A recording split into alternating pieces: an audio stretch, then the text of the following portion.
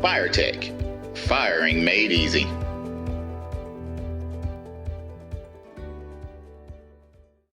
Well, hello everyone, Joyful Pyro here again with another Firetek how-to video. On this one, on my last video, you saw where I showed you how to update your firmware on your controller, and on this video, what I'd like to do is show you how to update the firmware for your modules.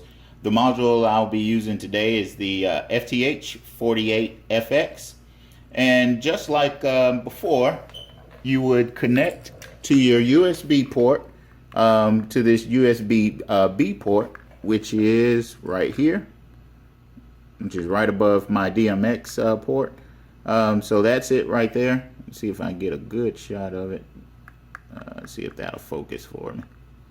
Alright, so one end of your USB cable plugs into your laptop. The other end plugs into your module.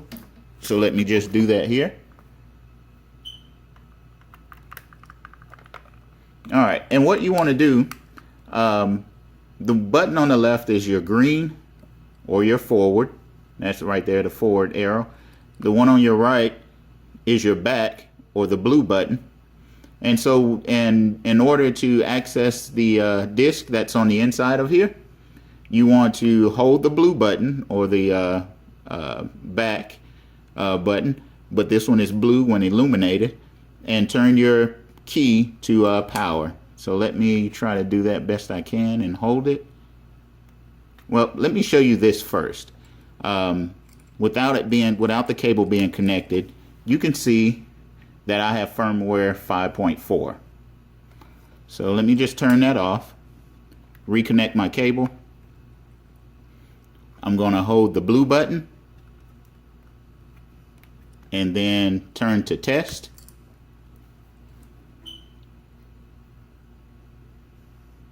Alright, and now you see on the computer screen where now I have access to the file that's on the module.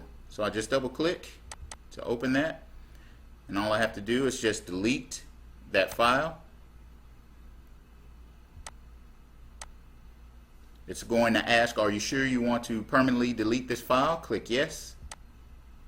Then you go down to the drive G, or where it says FTS update. Excuse me, not there. You want to go and copy your file first. So you go to Documents, or wherever you have the new firmware saved.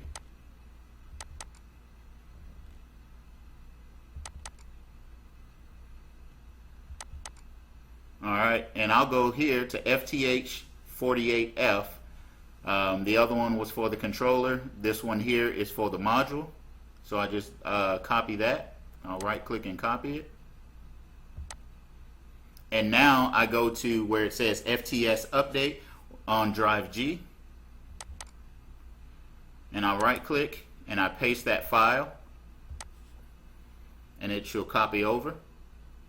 Now I have that new firmware saved onto the module.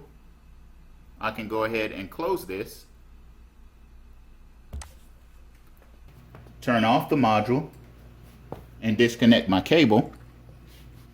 Turn off the module, disconnect my cable, and now I'll turn the module to test, and you'll see that we have the new firmware 6.0 B. Alright everyone, just that was just a simple video on how to update the firmware for your modules, and I use the FTH48FX as an example. Stay tuned for my next video. Thank you.